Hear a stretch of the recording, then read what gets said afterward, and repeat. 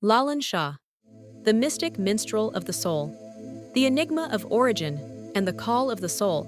Lalon Shah, circa 1774-1890. The name resonates not just as a historical figure, but as a living syllable of spiritual awakening.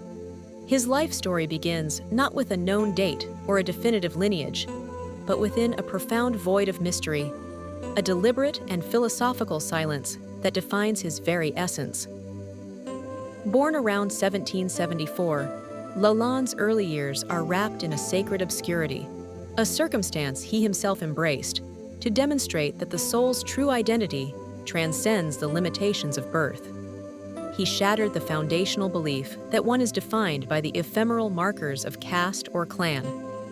Legend whispers of a pilgrimage cut short, an encounter with smallpox that left him abandoned by his own people, a symbolic death from which he was resurrected by a devout Muslim family.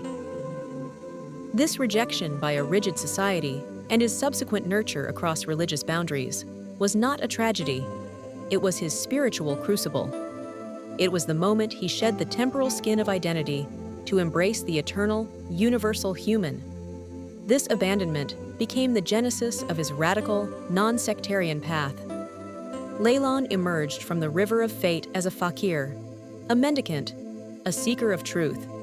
His life was the ultimate renunciation, turning away from the conventional world to embark on an inner journey.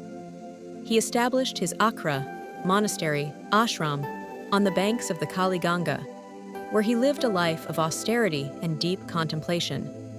This sacred space was not tied to any dogma. It was a sanctuary where the only creed was humanity and the only prayer was song.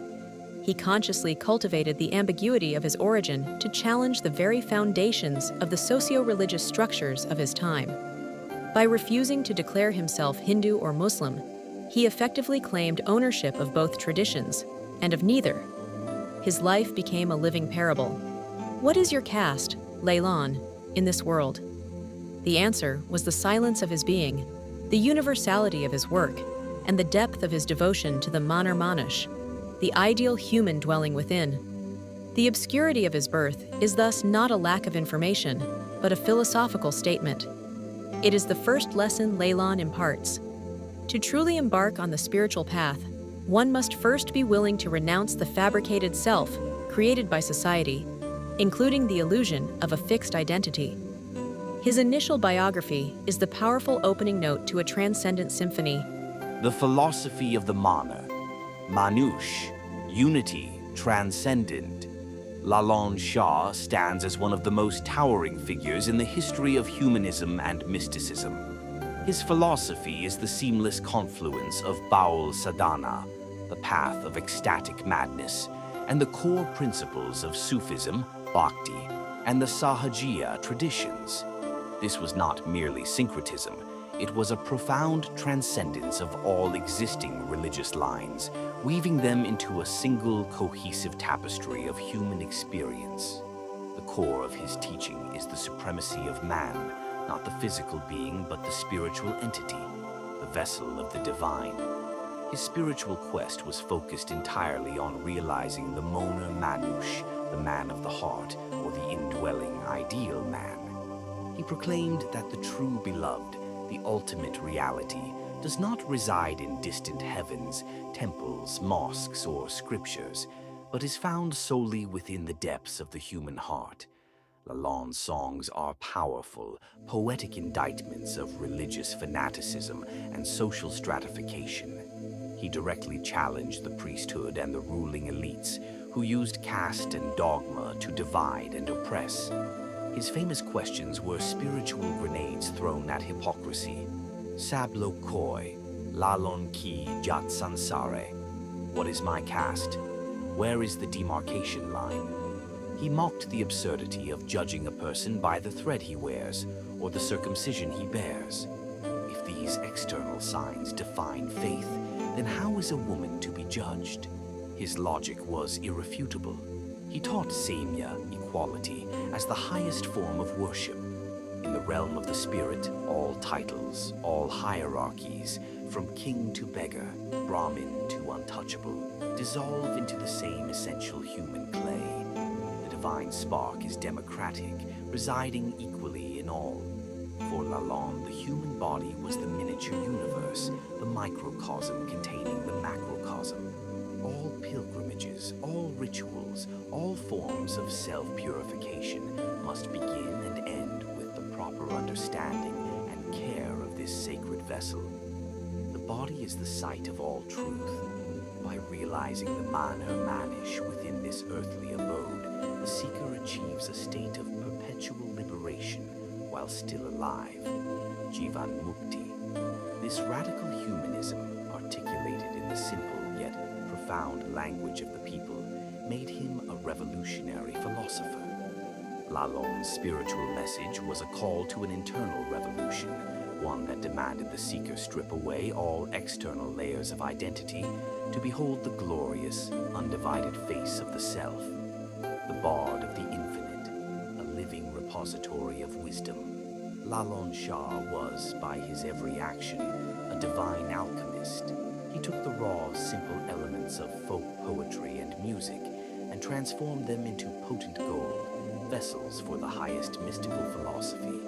He was simultaneously a lyricist, Gitikar, a composer, Surkar, and a vocalist, Gaik, embodying the complete artistic process. His immense body of work, estimated to be between 2,000 and 10,000 songs, remains one of the most significant and profound contributions to Bengali literature and global mystic music.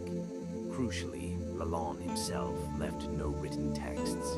His entire philosophy was transmitted orally, sung by his disciples, the Bals, who traveled with the songs lodged in their hearts, and their simple ektara, one-string instrument, in their hands.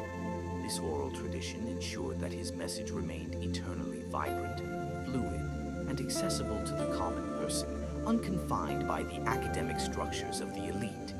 His contribution is multidimensional, spiritual upliftment. His songs are designed to disrupt the listener's complacency. They provoke profound existential questions. Who am I? Where do I come from? What is my true purpose? This perpetual questioning is the engine of spiritual progress. Social reform through art. Lalon's primary contribution was using his art as the most effective tool for social reform. By mocking the Kusanskar, superstitions, and Bedab hate, divisions of society in unforgettable, melodic verses, he achieved what political and religious sermons could not, a gentle but irreversible change in the hearts of the masses. The sealing of the myth and the unveiling of the man. Lalon Shah lived a life dedicated to the formless, yet ironically, his most enduring piece of personal history is a single poignant representation of his physical form. The soul glimpse, Jyotirindranath Tagore's portrait. In 1889, just a year before Lalon's passing, the aristocratic artist and philosopher Jyotirindranath Tagore, elder brother of Rabindranath, encountered the Fakir. In a profound moment of artistic and spiritual connection, he captured Lalon's image on his houseboat, anchored on the majestic Padma River. This is the only authenticated portrait of Lalon Shah in existence. This portrait is more than an image. It is an artifact of spiritual witness.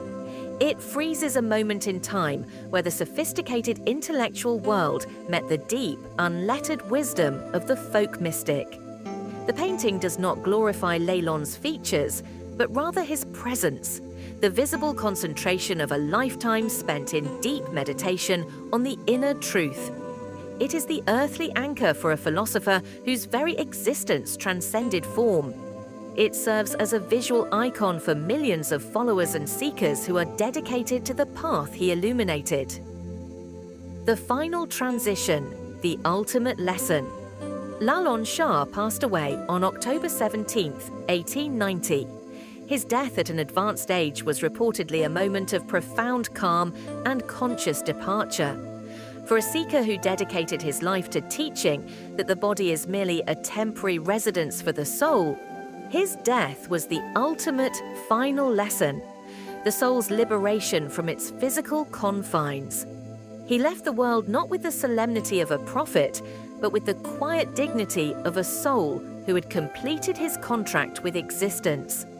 He left behind a community of disciples, the Lalon Akra in Churia, who continue to preserve his living tradition. Every year, thousands gather at his shrine, not in mourning, but in a 3-day celebration of his life, his philosophy, and the transcendent joy of his music. Lalon Shah remains an eternal presence.